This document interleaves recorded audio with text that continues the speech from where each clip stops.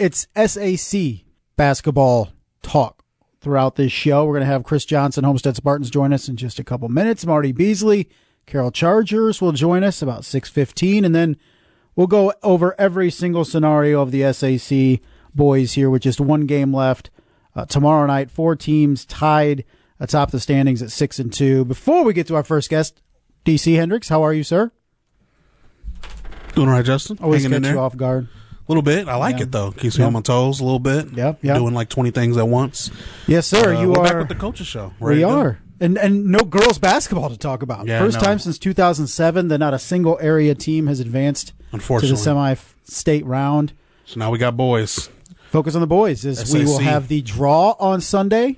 That's right. Coming up 3 o'clock. That's right. They'll drag 10 minutes of information into 2 hours, as they always do. And it's brutal. So we will have that to talk about next week. Final week of the regular season for the boys coming up next week.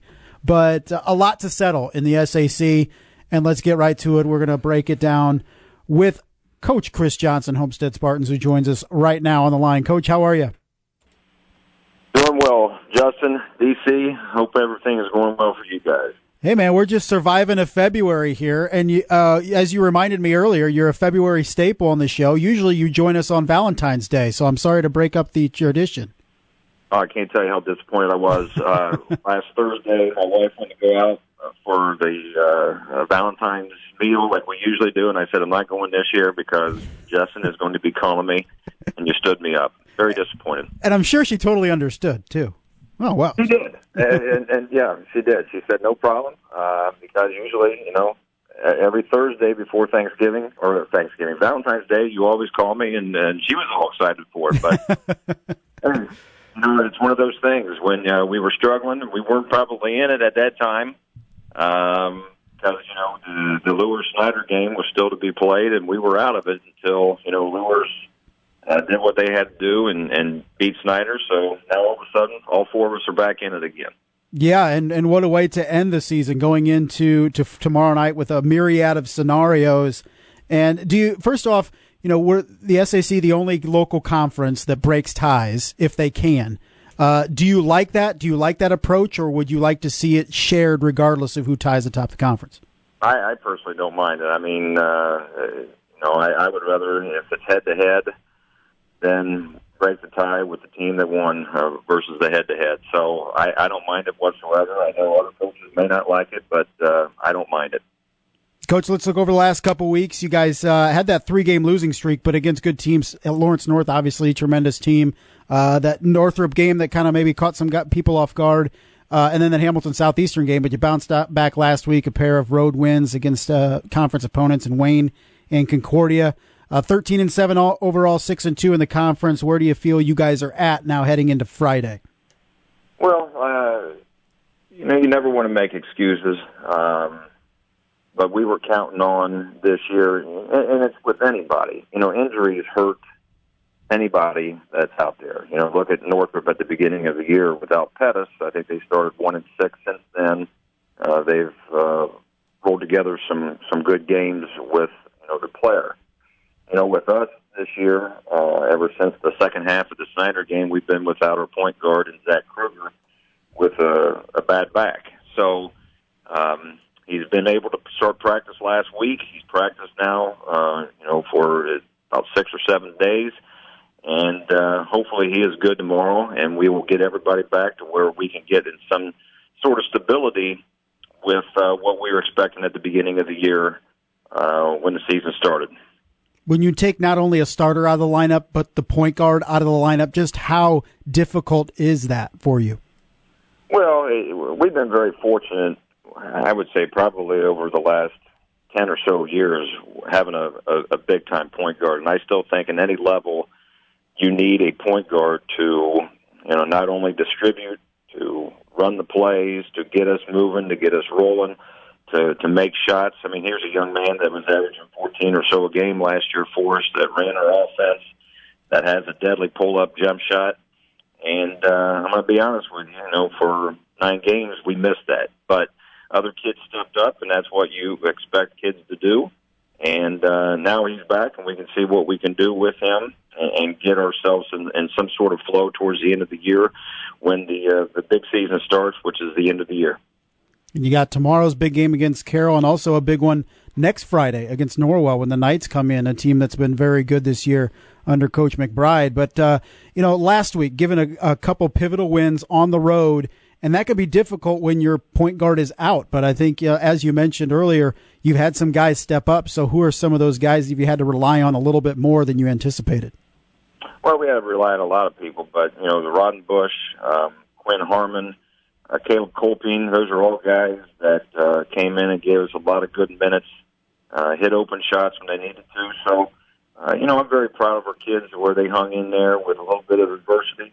And again, I'm sure every team is going through that. We've been fortunate, like I said, though, over a lot of years where we've not had the injury bug or the sickness, and or if we did get sick or we did get hurt, it wasn't a major ordeal because they were able then to play in the game.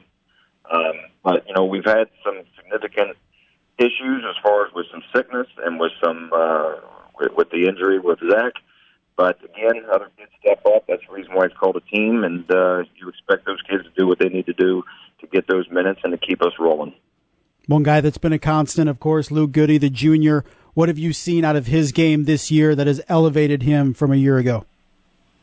Well, he continues to get himself stronger, get himself better. I still keep on telling him that we're trying to make a full, player out of him. Just like with, and I gave an example with Swanigan today to him.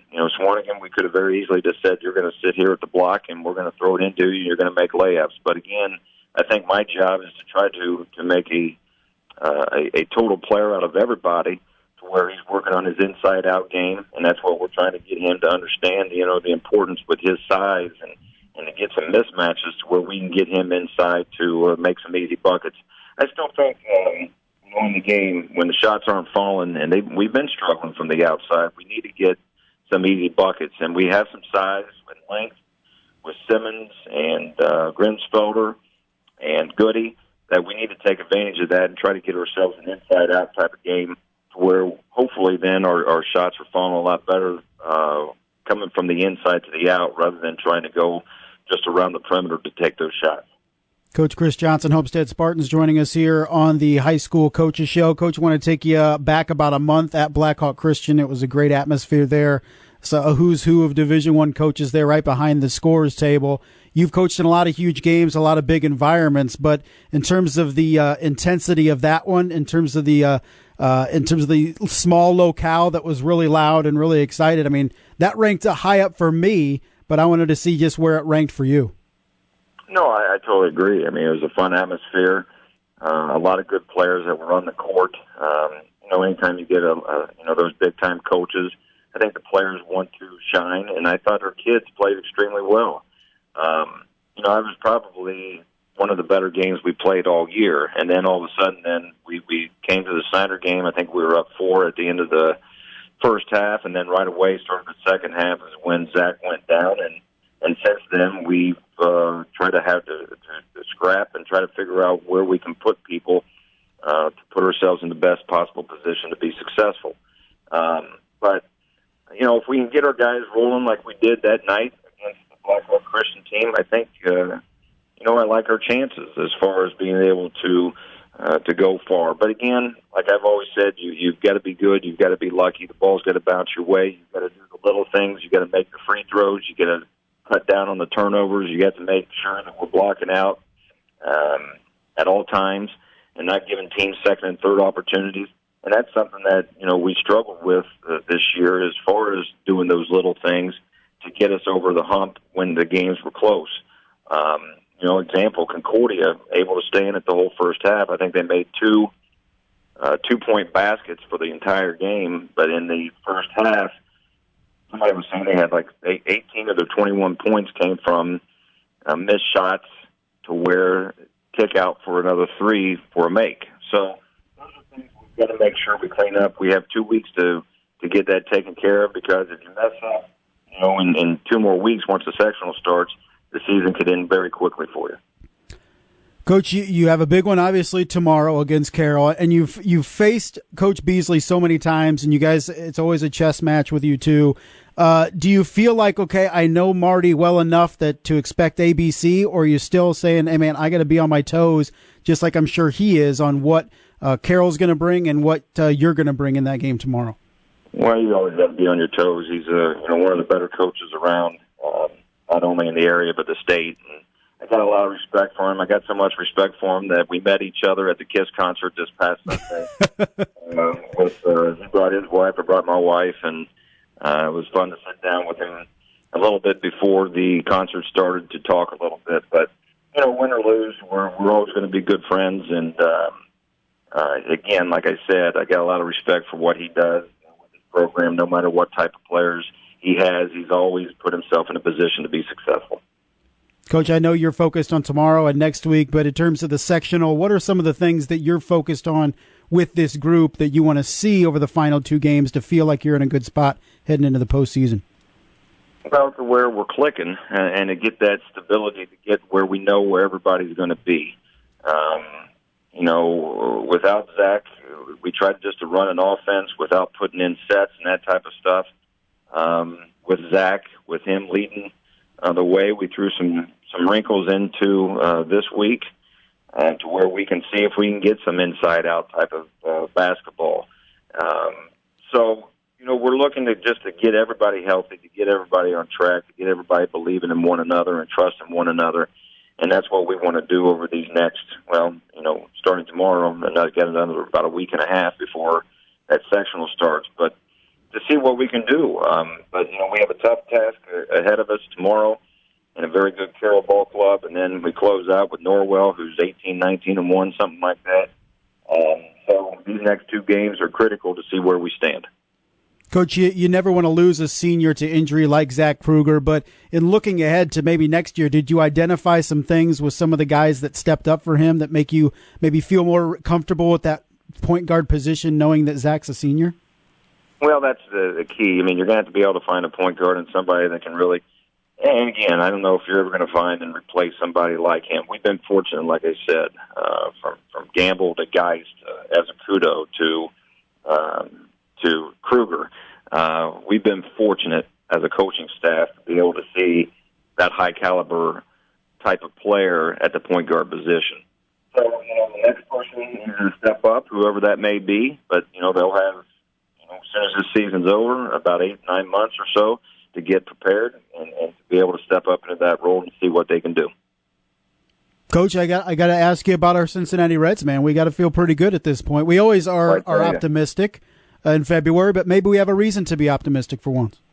I am looking forward to it. I think this is the year. I know there's a lot of naysayers out there, but I'm looking forward to this year with some of the acquisitions that we brought in. So, we'll see. But again, they've got to make sure we stay free and healthy, and hopefully things are clicking for us and we can bring home another championship for the Cincinnati Reds. Let's hope so. Coach, always a pleasure, my man. Thanks a lot. Good luck tomorrow. Will be a fun one out at Homestead. Rivalry game with some serious SAC title implications. We'll see you tomorrow out there. Hey, I appreciate it. Thanks, Justin. Thanks, DC. We'll talk to you. All right, that was Coach Chris Johnson, Homestead Spartans, joining us here to kick off the high school coaches show and a myriad of scenarios for tomorrow's SAC schedule. Again, Lures, Snyder, Carroll, Homestead, all tied at 6-2 atop the conference. Now, we break ties in the SAC, so if we can break a tie and crown one champion, we will. If we can't, we'll have at least a three-way tie. There's one way that happens tomorrow. So the games of ramification tomorrow, and we'll break this down a little bit more later in the show, but we have Lures at Northside, and on paper, that's an easy win for Bishop Lures. Northside has won a single game this year. They've been competitive, but they lack a lot in terms of confidence and a lot in terms of talent and able to give Bishop Lures a basketball game tomorrow. So if we had to say right now we feel Bishop Lures is in a good spot to get a win at last place Northside tomorrow. We have Snyder at Southside. Snyder, you have to feel will be able to bounce back after that loss to Bishop Lures last Friday. But you cannot overlook a Southside team that beat Bishop Lures last week. So Southside a little bit sneaky, could get a win and disrupt things. Snyder needs a win, of course, and then you have, of course, Carroll, Homestead. The scenario that looks like, I don't want to say the most likely scenario, but the three-way tie for the championship, there's only one way we get that, and that's if Lures beats Northside, Snyder beats Southside, and Homestead beats Carroll. They will all share, there will be a three-way tie for the championship between Homestead, Snyder, and Bishop Lures because they're all 1-1 against each other. There's all different kind of scenarios where we can have outright champions. Carroll, Homestead, Snyder, and Lures can all win the championship outright, but they need certain things to go right. We'll break that more down later on in the show. But we're going to step out, come back. The other side of the Carroll-Homestead rivalry will join us when we come back. Coach Marty Beasley, Carroll Chargers.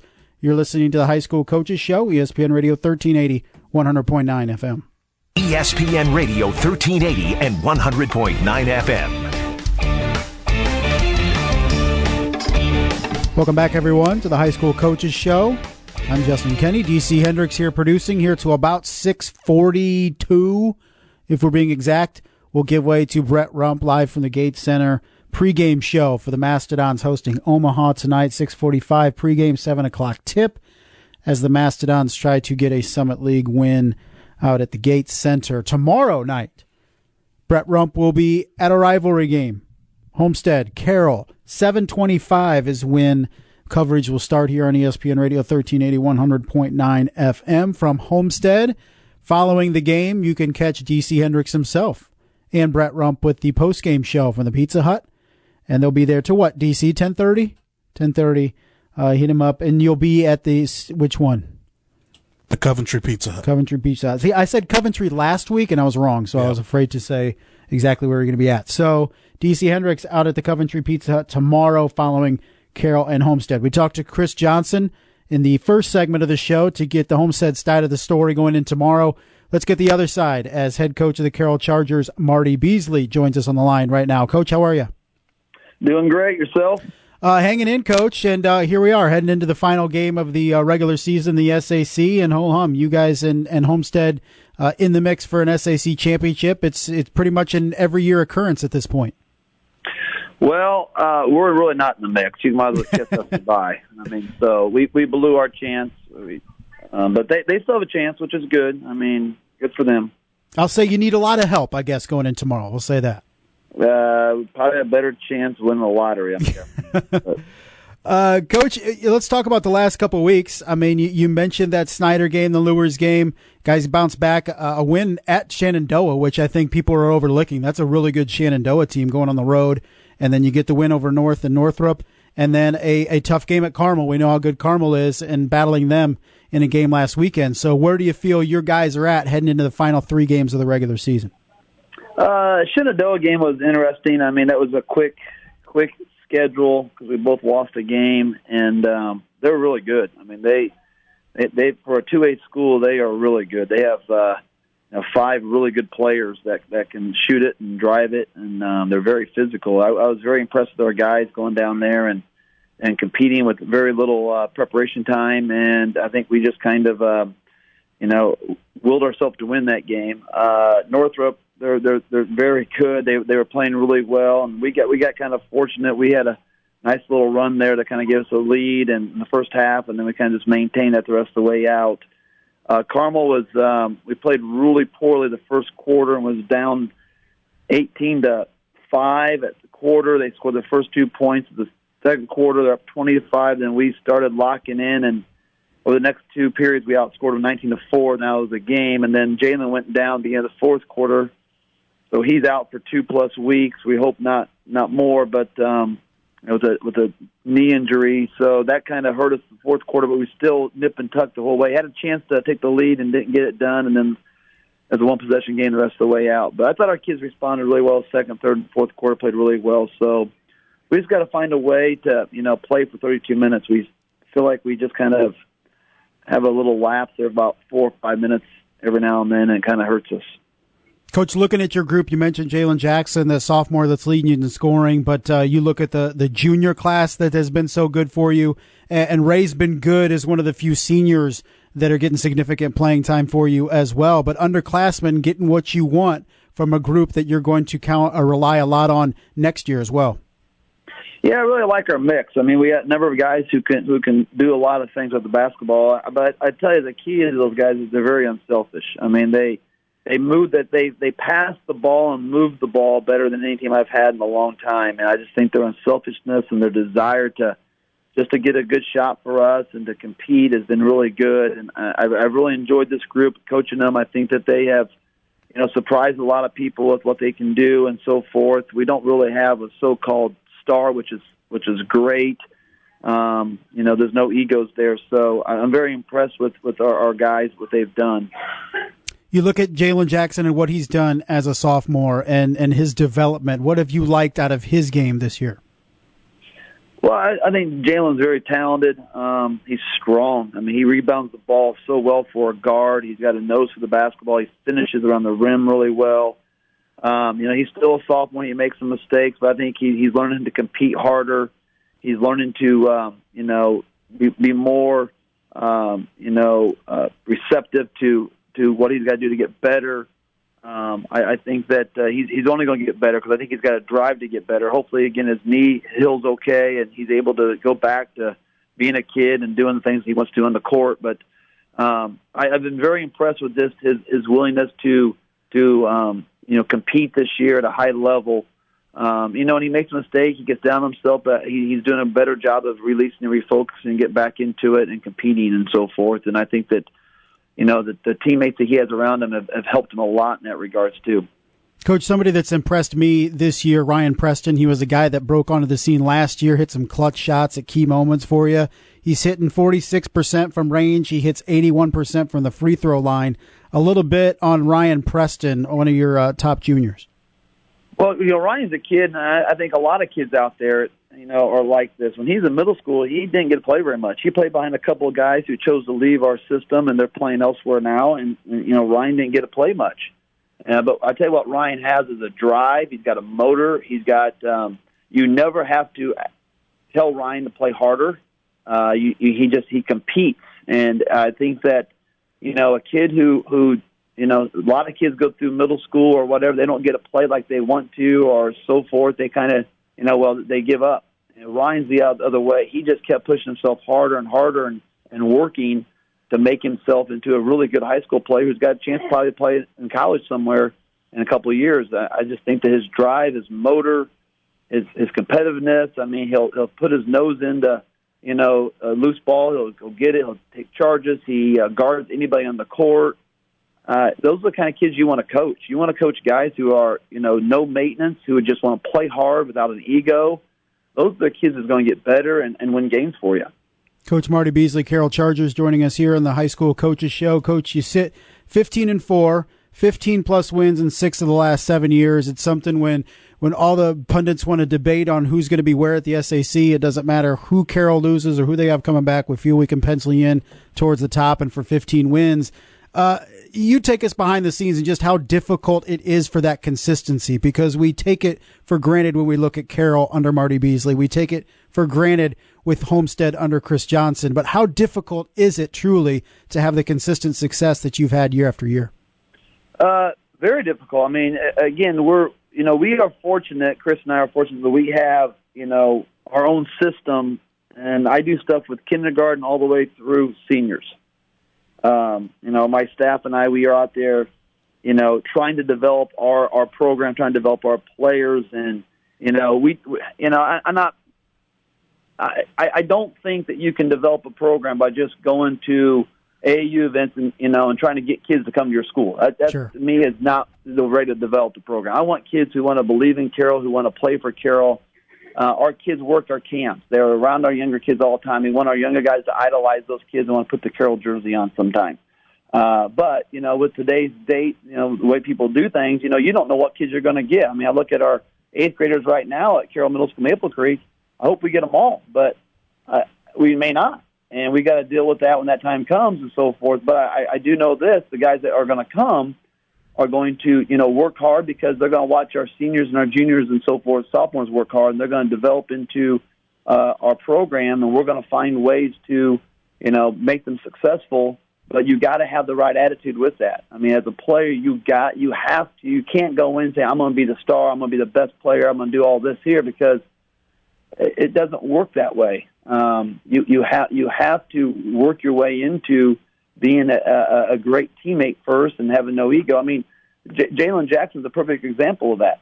I mean, he played JV as a freshman. Most kids would be bolting out of the place because they didn't get to play varsity as a freshman.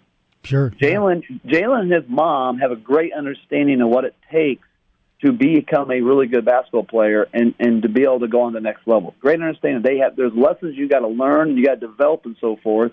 You just can't throw some kids in the fire and have them just fail over and over and over. They're going to lose confidence. Jalen played JV. He got a little bit of taste of varsity a little bit towards the end of last year. Did very well. We knew that his development on JV, making mistakes on JV that didn't cost the varsity wins and losses and so forth, was going to be better for him this year because now he understands our program, what he's got to do as a player to help us win. And he's done a great job of that. He gets that. Ryan Preston, same way. Ryan Preston played freshman basketball for us. Sam Stricker played freshman basketball for us. Ray Vollmer played freshman basketball for us.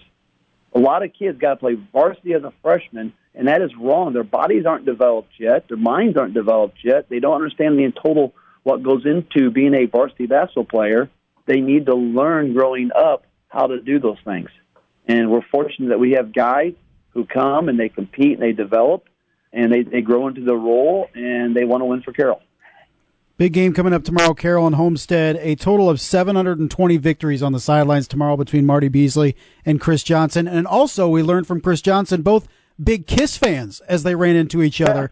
My question is, which of you and Chris had more Kiss makeup on at the concert? Well, first of all, don't let him fool you. He's more of a Kiss fan than I am. We had nothing to do. He called me up. That's what we were doing that night, and said, "Well, we're going to go." So we decided to go. Now we had much better seats than he had. Okay, let me tell you right now. But he would probably be more willing to put makeup on than I would. I think that.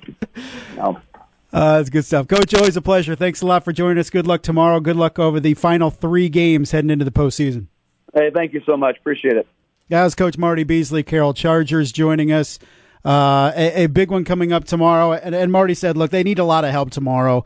Carroll needs to win. Southside needs to beat Snyder. And Northside somehow needs to beat Bishop Luers. If that happens, Carroll is the outright champions of the SAC. But as Coach Beasley said, he probably has a better chance of winning the lottery than that happening tomorrow night. But we have plenty of other scenarios to go over in terms of the SAC. When we come back, we'll do just that. And our final segment before we give way to Brett Rump and the pregame show of the PFW Mastodons. This is a Thursday edition of the High School Coaches Show on ESPN Radio 1380, 100.9 FM. Welcome back for the final time here on the High School Coaches Show, Thursday edition. We would call it Girls Semi-State Edition, which it is, but we don't have a single team competing in Girls Semi-State this weekend. First time since 2007, DC, that we have not had a girls basketball team advance out of the regional round. How long? 2007. Now, our good friend Dan Vance has done some research because I was a sophomore in high school. Were you? Yeah. I was freshly graduated from college. Wow. Yeah, with not a care in the world. But you're old. If you take this year, I am. If you take this year, 2020, we have not had a girls team advance to semi-state. If somehow we go to where the boys do not have a single team advance out of the regional round, it will be at least since like 1951 that has been a thing. The records only go back so far. Dan had to, really, really research things. So that's going back to around Brett Rump's high school, it was his days. High school junior year. He had a huge fro. It was crazy. He was the ladies' man of Concordia. That's right. I mean, some of the rules that they have now at Concordia wow. in terms of student conduct were directly a result of the years of Brett Rump at Concordia High School. True story. Get a couple drinks in him, he'll probably tell you all about it. But, so it's been a minute since girls basketball has not had a team from the area get to semi-state, even longer the boys. So hopefully that's not a scenario we have to worry about on the boys' side. Speaking of scenarios, here what we got in terms of tomorrow going into the 4-way tie final week of the regular season for the SAC. Brett Rump will bring you all the action tomorrow from Homestead and Carroll. We also have Snyder and Southside, Northside and Luers. Luers, Snyder, Carroll, Homestead, all tied 6-2 atop the conference. The SAC is great because we try to break ties whenever possible in the SAC. So if you're a Carroll fan, this is what you need to happen tomorrow. You need a lot of things to go right. You need to beat Homestead at their place. Priority 1. Then you need Southside to go to Snyder and beat the Panthers. And then you need a 1-win Northside team to somehow find a way to beat Bishop Luers. If all those things happen, Carroll wins the championship outright. Okay? If you're a Bishop Luers fan, if you win tomorrow at Northside, if Snyder beats Southside, and if Carroll beats Homestead, Bishop Luers is the outright champion of the SAC. Also, if Luers wins and Southside wins, and Southside beats Snyder and Carroll wins, Luers is the outright champ. So, Luers win and Carroll win, and it doesn't matter what happens in the third one. Carroll wins it outright. Okay? Snyder. You had a chance to lock it up last week against Bishop Luers. You did not. Here's what you need. First off, Northside needs to win. I don't see that happening. So you need Northside to win, you need to win, and then you are the outright champion. Doesn't matter what Homestead or Carroll do. But you need a lot of help. You need Northside somehow to beat Bishop Luers. There's a chance that we have a 3-way tie. If Bishop Luers beats Northside, Snyder beats Southside, Homestead beats Carroll, it's a 3-way tie for the championship. Why? Because all the teams are 1-1 against each other. You cannot break the tie. So Luers, Snyder, Homestead would share it. Homestead can win it outright tomorrow. If Bishop Luers beats Northside, Southside wins over Snyder, and Homestead wins. Homestead outright champion. Okay? They can also win if Northside somehow beats Luers, and then South wins over Snyder, and Homestead wins. They're the outright champions. So those are the myriad of scenarios. Just stay tuned to ESPN 1380 tomorrow. So wait, what was the one more time? How could it tie? How could it be a 4-way tie? It cannot be a 4-way tie. It could be a 3-way tie tomorrow. If Bishop Luers wins, they beat Snyder or beat Northside. Okay. If Snyder beats Southside, and Homestead beats Carroll. In my opinion, that's the most likely scenario tomorrow, because Luers should beat a 1-win Northside team. Snyder should beat a Southside team, even though South surprised Bishop Luers last week. Homestead should win tomorrow, particularly if Zach Kruger is back tomorrow, as Chris Johnson indicated is a possibility, and also with Jalen Jackson out for, it sounds like, a week, maybe 2, per Marty Beasley on this very show. So that feels like the most likely scenario tomorrow. But plenty of things can happen over the 3 games. We'll have the Homestead Carroll game right here on ESPN Radio 1380, 100.9 FM tomorrow with Brett Rump, 725. We'll join him out at Homestead. And next week, we'll break it all down for you on what happened in the SAC and also what happened on Selection Sunday. As, like I said at the start of the show, we crammed 10 minutes of information into 2 hours of a selection show with the draw coming up for the sectionals at 3 o'clock on Sunday. That's going to do it for us. Let's give way to Brett Rump live from the Gates Center. After this commercial break, we'll be back next week right here at 6 o'clock. This has been the High School Coaches Show for DC Hendricks. I'm Justin Kenny. You've been listening to ESPN Radio 1380 and 100.9 FM.